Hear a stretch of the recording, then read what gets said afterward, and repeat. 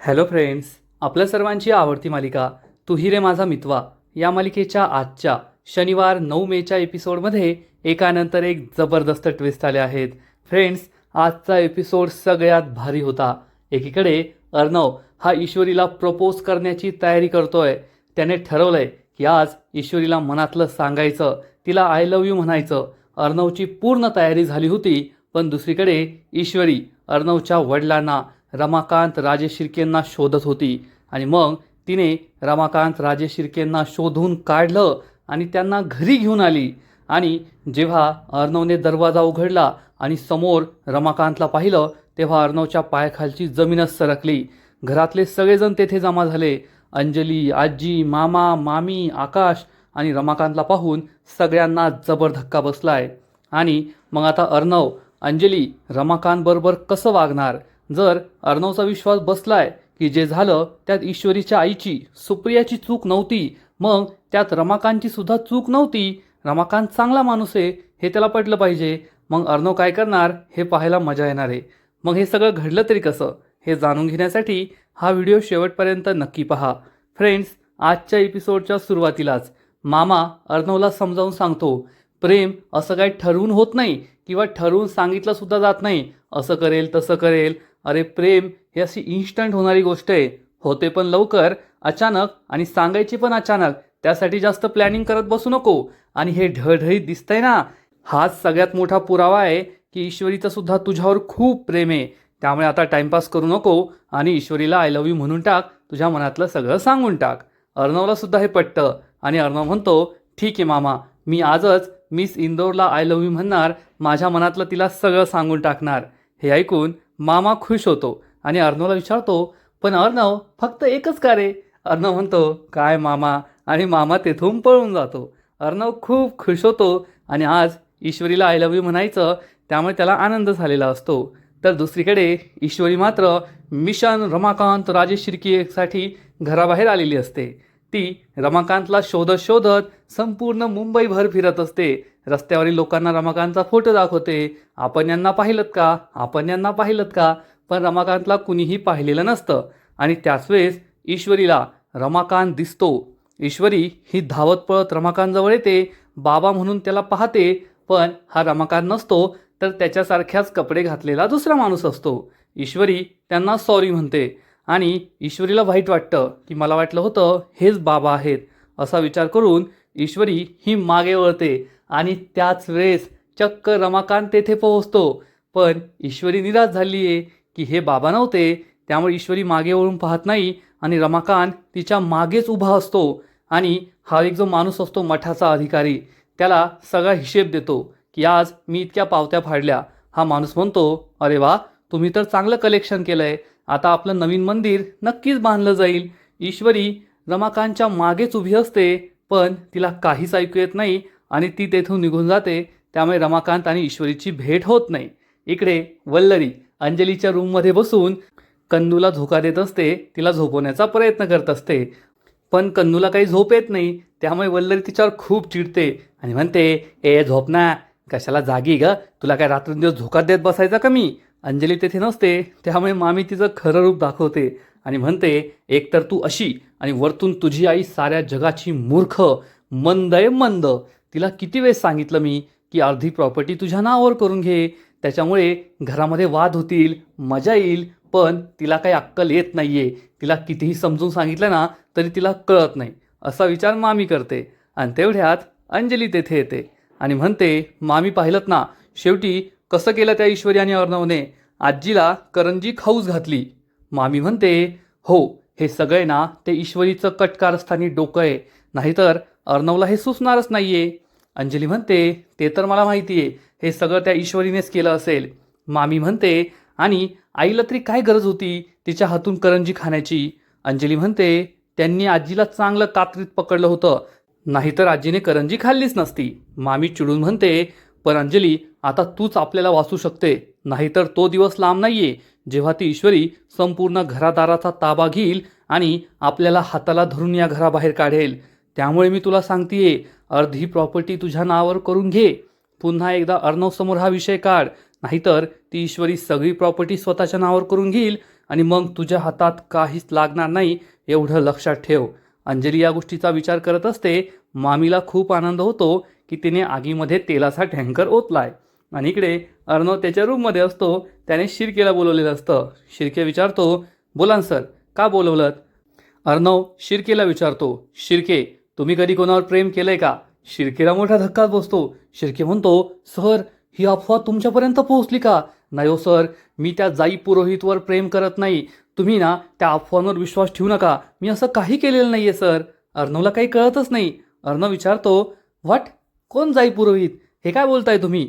तर शिर्के सांगतो, अहो सर, जाई पुरोहित आपल्या ऑफिसमध्ये नवीन इंटर्न म्हणून जॉईन झाली ती. आणि जेव्हापासून ती जॉईन झाली ना, ऑफिसमधले सगळे लोक मला तिच्यावरून चिडवताय की तुमच्या दोघांचं अफेअर सुरू आहे, तुम्हाला ती आवडते, तुम्ही तिच्या प्रेमात पडलाय. पण सर, मी तुम्हाला खरं खरं सांगतो, असं काही नाहीये. माझं जाई पुरोहितवर प्रेम नाहीये, मला ती आवडत नाही, आमचं अफेअर नाहीये. अर्णव म्हणतो, शिर्के रिलॅक्स, तुमचं खरंच जाई पुरोहित बरोबर अफेअर सुरू आहे का?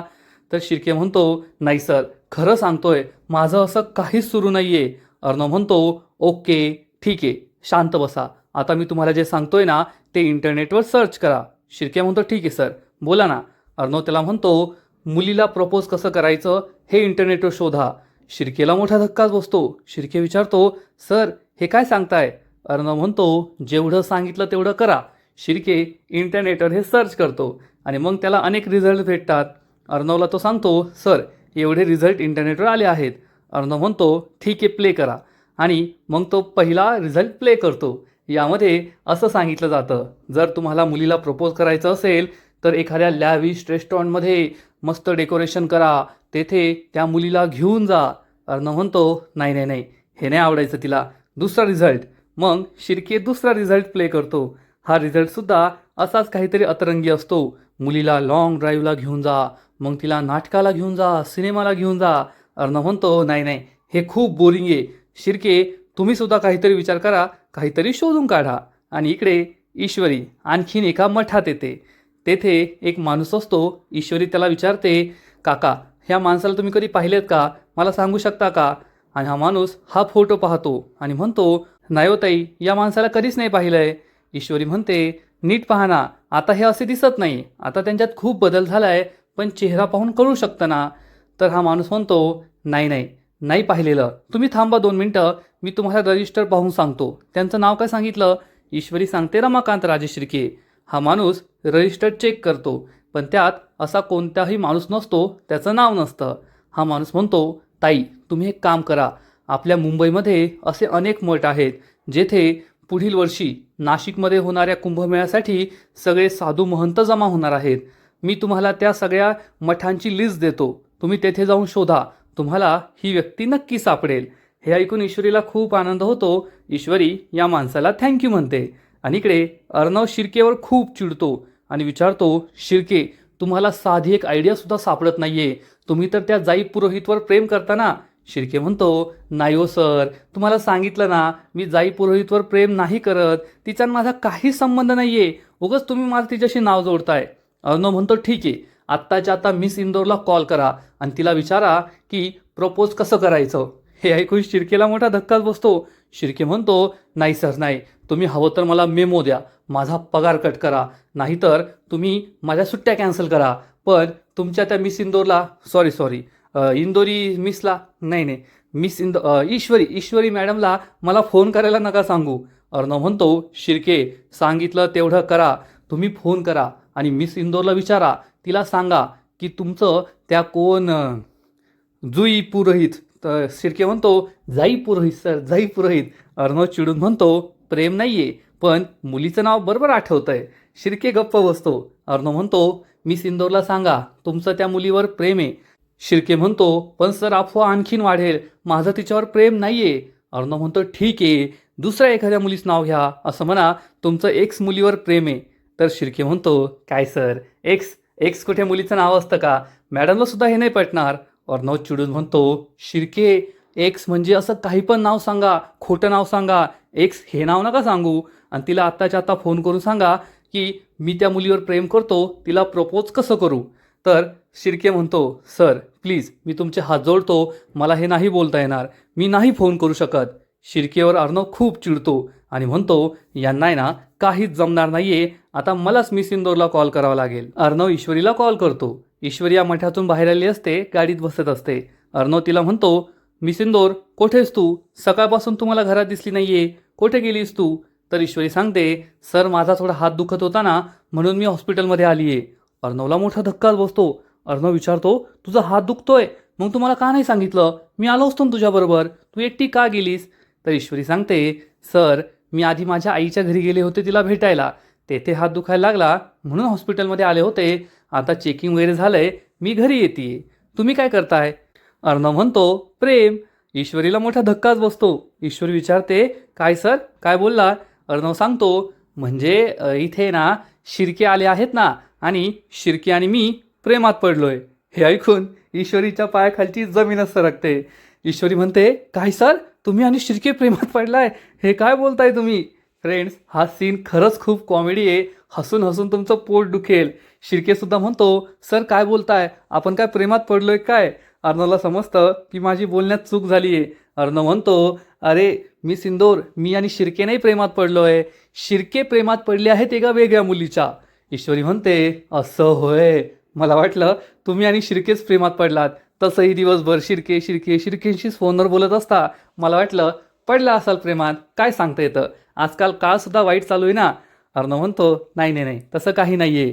शिर्के ना प्रेमात पडले आहेत आणि त्यांना त्या मुलीला प्रपोज करायचं आहे, पण कसं प्रपोज करायचं ते समजत नाही आहे ना, त्यामुळे तुझ्याकडे ॲडवाईस घेण्यासाठी फोन केला आहे. ईश्वरी म्हणते, सर एक गोष्ट सांगा मला, शिर्के कधी प्रेमात पडलेत? अर्णव सांगतो, काल काल प्रेमात पडले. ईश्वरी म्हणते, मग त्या शिर्केंना सांगा मुलीला प्रपोज करू नका, नाहीतर ती मुलगी ना चपले खाली मारेल त्यांना. शिर्के आणि अर्णवला मोठा धक्काच बसतो.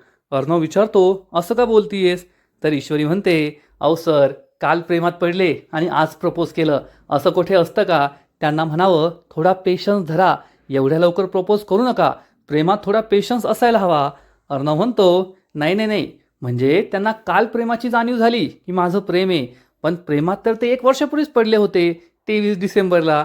ईश्वरी हसू लागते आणि म्हणते, ठीक आहे, मग सांगते मी कसं प्रपोज करायचं.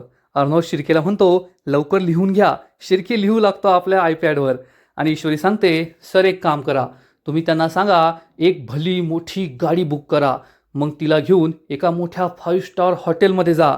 हे ऐकून अर्णव खुश होतो. ईश्वरी पुढे सांगते, त्या 5 स्टार हॉटेलमध्ये कॅन्डल लाईट डिनर बुक करा, बाजूला व्हायोलिनवर गाणे वाजवणारी माणसं असली पाहिजेत, एकदम lavish dinner, diamond ring. Arnav शिर्केला म्हणतो, लवकर लिहून घ्या.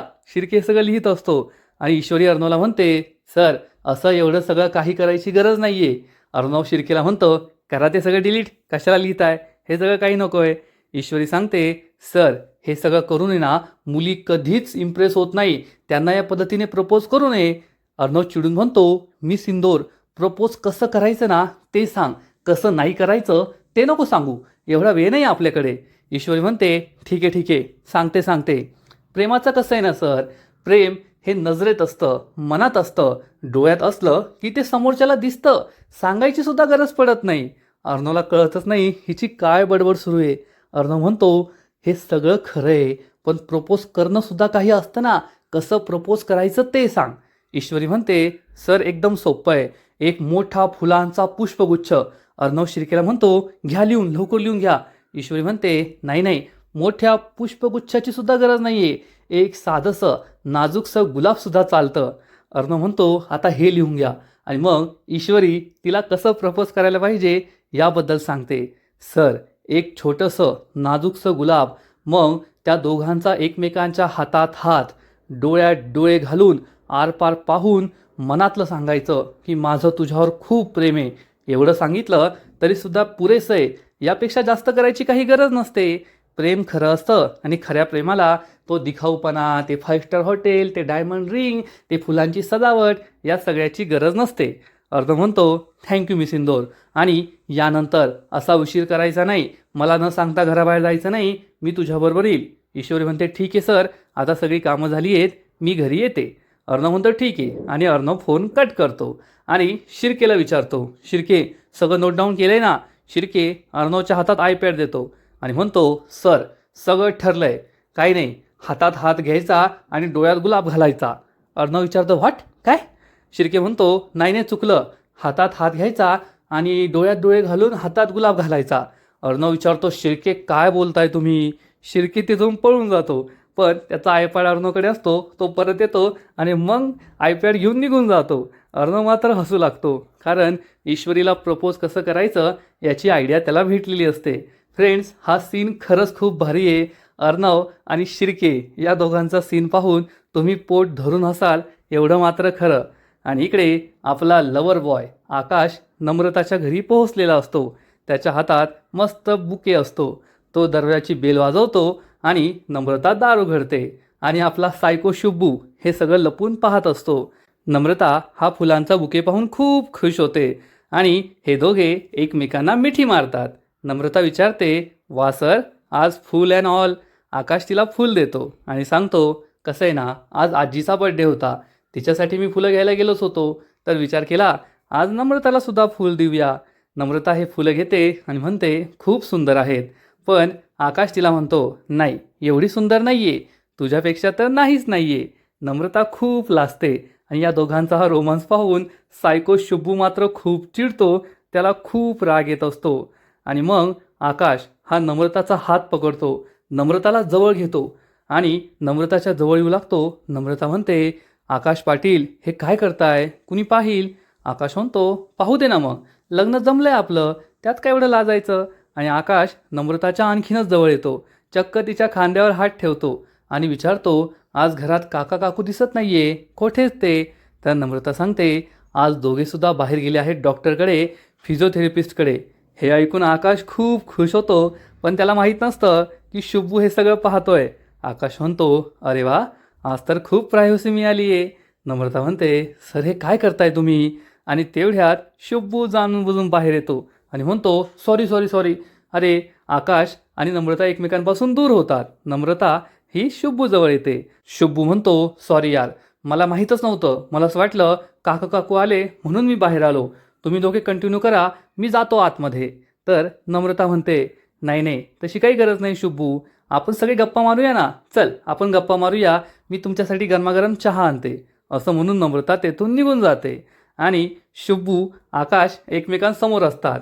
आकाशला नम्रताबरोबर प्रायव्हसी हवी असते, शुब्बूची अडचण नको, म्हणून तो म्हणतो, शुभंकर, तुला आज खूप काम असेल ना?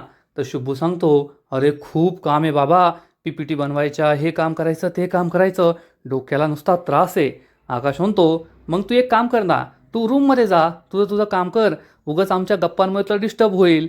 तर शुब्बू म्हणतो, अरे टेन्शन घेऊ नको, मला काही डिस्टर्ब होत नाही. माझ्या कानाजवळ कुणी DJ जरी वाजवला ना, तरी मी माझं काम करत राहतो, तू टेन्शन घेऊ नको. असं म्हणून शुब्बू त्याचं काम करायला तेथेच बसतो. आकाशला खूप राग येतो. आकाश विचार करतो, अरे यार, किती छान प्रायव्हसी मिळाली होती आज, आणि हा शुब्बूसुद्धा अचानक मध्ये टपकला. त्यामुळे आकाश दुःखी होतो. आणि इकडे ईश्वरी आणखीन एका मठामध्ये येते आणि तेथील माणसाला या रमाकांतचा फोटो दाखवून विचारते, तुम्ही यांना ओळखतात का? तर हा माणूस म्हणतो, अरे हो, मी तर यांना पाहिलंय. ईश्वरीला खूप आनंद होतो. ईश्वरी विचारते, कोठे आहेत ते? याच मठात आहेत का? तर हा माणूस सांगतो, नाही ना, काल येथेच थांबले होते, पण आज सकाळीच ते इथून निघून गेले. ईश्वरी विचारते, मग तुमच्याकडे यांचा पत्ता, फोन नंबर असं काही आहे का?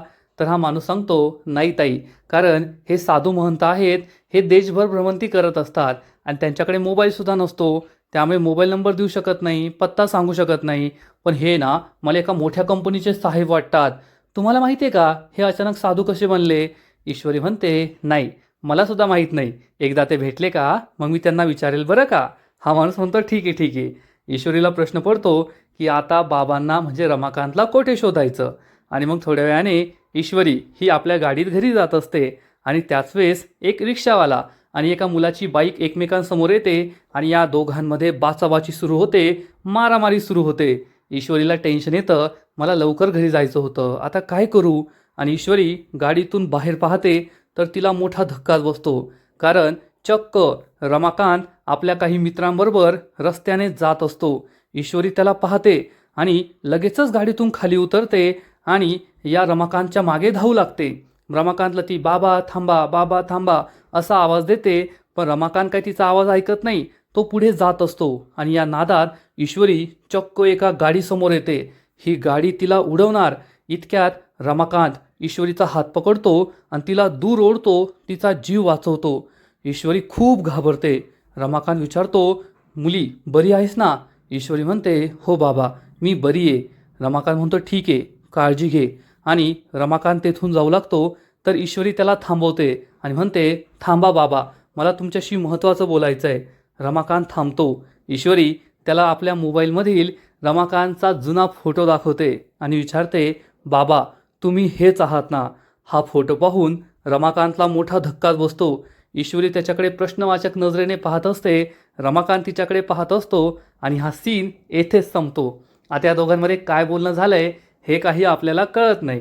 आणि इकडे अर्णव हा त्याच्या रूममध्ये असतो. आज ईश्वरीला प्रपोज करायचं असं त्याने ठरवलेलं असतं आणि ईश्वरीने कसं प्रपोज करायचंय हे सुद्धा अर्णवला सांगितलंय. अर्णवने त्यामध्ये एक भारी आयडिया शोधून काढलेली असते.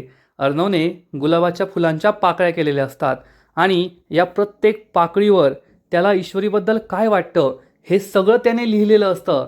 म्हणजे ईश्वरी घरी आली की ईश्वरीवर या गुलाबाच्या पाकळ्या उधळायच्या आणि मग ईश्वरीला आय लव्ह यू म्हणायचं, माझं तुझ्यावर खूप प्रेम आहे असं सांगायचं. हे अर्णवने ठरवलेलं असतं. अर्णव खूप खुश असतो आणि म्हणतो, ईश्वरी मिस इंदौर, आज हम आपको बताएंगे कि हम आपसे कितना प्यार करते हैं. म्हणजे ईश्वरीसारखा अर्णवसुद्धा फुल फिल्मी झालेला असतो आणि ईश्वरीला प्रपोज करण्यासाठी खूप एक्सायटेड असतो. त्याच वेळेस ईश्वरी त्याला कॉल करते आणि म्हणते, सर तुम्ही लवकर दरवाजा उघडा, माझ्याकडे तुमच्यासाठी एक सरप्राईज आहे. अर्णव म्हणतो, आलोच, माझ्याकडे पण तुझ्यासाठी एक सरप्राईज आहे. अर्णव फोन कट करतो आणि त्याने या गुलाबाच्या सगळ्या पाकळ्यांवर जे आपल्या मनातलं लिहिलेलं असतं, हक्काची बायको, त्यानंतर चंचल, हक्काची, हळवी असं सगळं लिहिलेलं असतं. तो हे सगळ्या गुलाबाच्या पाकळ्या एका प्लेटमध्ये ठेवतो आणि आता ईश्वरीला प्रपोज करायचं म्हणून खूप खुश होऊन आपल्या रूमच्या बाहेर पडतो. आणि आजचा एपिसोड येथेच संपतो. फ्रेंड्स, तू ही रे माझा मितवा या मालिकेचा आजचा एपिसोड खरंच खूप भारी होता, इंटरेस्टिंग होता. एकीकडे अर्णव ईश्वरीला प्रपोज कसं करायचं याचा पर्याय शोधत होता आणि त्यात जी काही कॉमेडी झाली ते पाहून खूप हसू आलं. आणि इकडे ईश्वरीने चक्क अर्णवचे वडील रमाकांत राजेश शिर्के यांना शोधून काढलंय आणि आता ती त्यांना घरीसुद्धा घेऊन येणार आहे. मग रमाकांत राजेश शिर्के घरी आल्यावर काय धमाका होतो हे पाहायला मजा येईल. या मालिकेचा आजचा एपिसोड तर भारी होता, परंतु पुढील एपिसोड आणखीन भारी असणारे, आणखीन मोठा ट्विस्ट या मालिकेत येणारे. मग नेमकं घडणार तरी काय, तर पुढील एपिसोडमध्ये आपण पाहू. ईश्वरी आणि अर्णव हे दोघे दरवाजांच्या विरुद्ध बाजूला उभे असतील. ईश्वरी अर्णवला म्हणेल, सर मी तुमच्यासाठी एक सरप्राईज आणलं आहे. अर्णव म्हणेल, माझ्याकडे सुद्धा तुझ्यासाठी एक सरप्राईज आहे. आणि मग अर्णव दरवाजा उघडणार आणि या गुलाबाच्या पाकळ्या फेकणार. पण या गुलाबाच्या पाकळ्या ईश्वरीवर नाही तर चक्क रमाकांत राजेश शिर्केवर पडणार आणि ते अर्णवकडे पाहतील. अर्णव त्यांच्याकडे पाहील आणि अर्णवच्या पायाखालची जमीनच सरकणार. अर्णव विचारेल, तुम्ही येथे? ईश्वरी पुढे येईल. मग घरातील सगळे तेथे जमा होतील. मामा, मामी, आकाश, आजी, अंजली आणि रमाकांत राजेश शिर्केला पाहून सगळ्यांना जबर धक्का बसणार. अर्णव आणि अंजली हे चक्क रमाकांतवर चिडतील, या माणसामुळे आमच्या आईने आत्महत्या केली आहे. हा माणूस आम्हाला लहान असताना सोडून निघून गेला आहे. या माणसाला आता या घरात जागा नाही असं म्हणून ते चक्क रमाकांतला घराबाहेर जायला सांगतील. ईश्वरी त्यांना समजवण्याचा प्रयत्न करेल, ते तुमचे वडील आहेत, इतक्या वर्षांनी परत आलेत, त्यांच्याशी असं वागू नका, त्यांना घरात येऊ द्या, बसून शांतपणे बोलूया. परंतु अर्णव आणि अंजली यासाठी तयार नसतील आणि म्हणतील, आत्ताच्या आत्ता या घराबाहेर निघा, हा माणूस मला या घरात नकोय. त्यामुळे रमाकांत खूप दुःखी होईल. ईश्वरीला सुद्धा वाईट वाटणार. मग अर्णव असा का करतोय हेच कळत नाहीये. अंजलीला काही माहीत नाहीये म्हणून ठीक आहे, पण जर अर्णवला हे पटलंय की जे काही घडलं होतं त्यात ईश्वरीच्या आईची, सुप्रियाची चूक नव्हती, मग त्यात रमाकांतची चूक तरी कशी असेल? मग रमाकांतला दोषी धरून त्याला घराबाहेर हाकलून त्याला घरातनं येऊ देऊन अर्णव काय साधू पाहतोय हेच कळत नाहीये. तर फ्रेंड्स, तुम्हाला काय वाटतं? रमाकांत आल्यानंतर काय ट्विस्ट येणार? ईश्वरी पुढे काय करणार?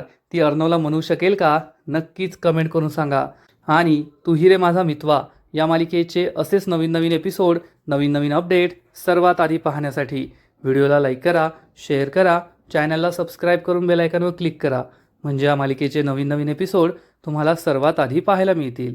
खूप खूप खूप धन्यवाद.